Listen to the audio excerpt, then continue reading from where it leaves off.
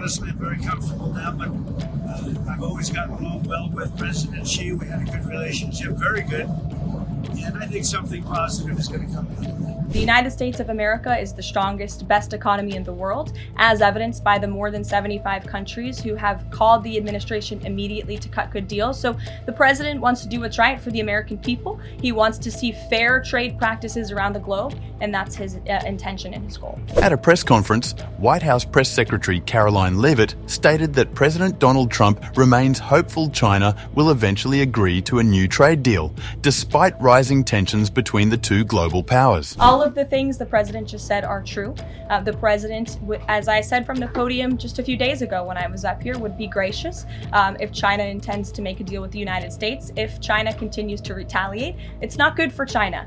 The United States of America is the strongest, best economy in the world, as evidenced by the more than 75 countries who have called the administration immediately to cut good deals. So the president wants to do what's right for the American people. He wants to see fair trade practices around the globe, and that's his intention and his goal. The president made it very clear when the United States is punched, he will punch back harder, and he hopes to make a deal that benefits the American worker and our companies that have been ripped off for far too long.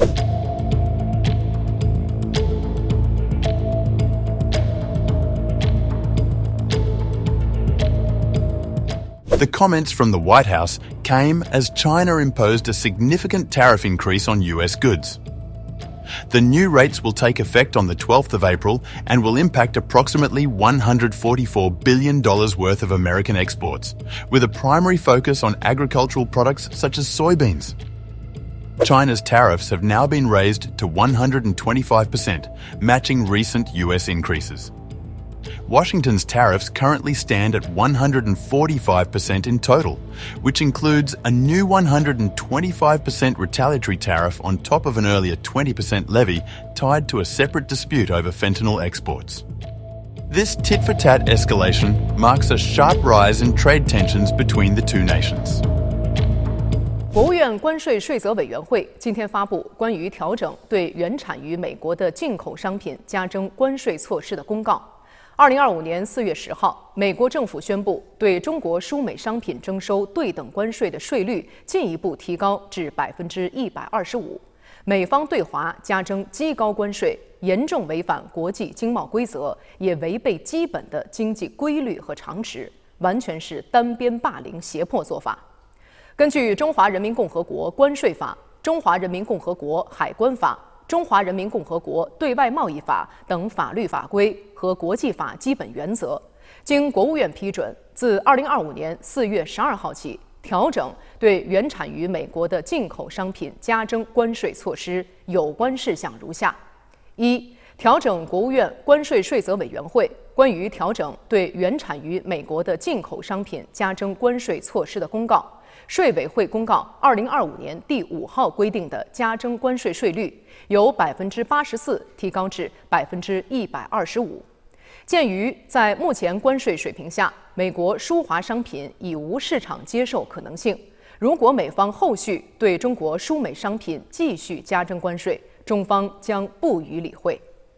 二、其他事项按照国务院关税税则委员会关于对原产于美国的进口商品加征关税的公告，税委会公告2025年第4号。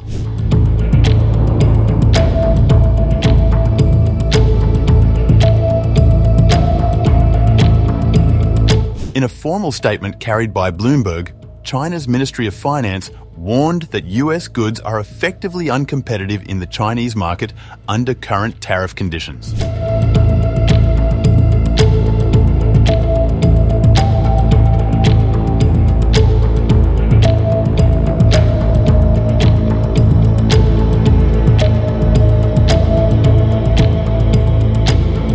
The statement signals Beijing's resistance to continued tariff escalation, while simultaneously suggesting an unwillingness to further retaliate at this stage.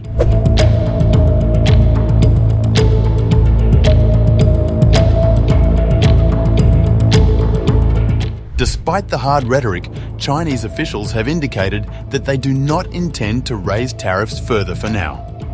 This pause in escalation may leave room for renewed diplomatic efforts or indirect negotiation in the coming weeks.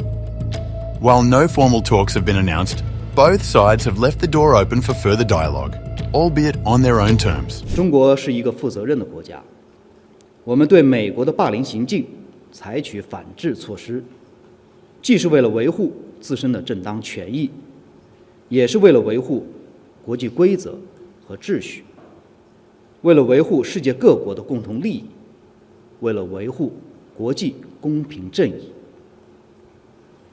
面对美国的霸凌霸道，妥协退让没有出路。这篇报道颠倒黑白，是与事实严重不符的虚假信息。关于福特台风，中方在各种场合都明确拒绝了美方毫无根据的无理指责，向美方介绍了中国网络安全机构的调查报告，指出相关事件是美国情报机构对中国的栽赃抹黑。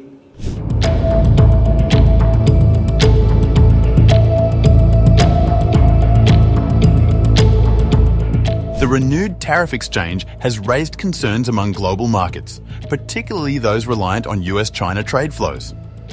Agricultural producers in the United States are expected to be among the hardest hit, while Chinese importers face mounting pressure to secure alternative suppliers. As of now, neither Washington nor Beijing has indicated a clear path forward. But with tariffs climbing and pressure mounting, the international community will be watching closely for signs of de-escalation or renewed talks.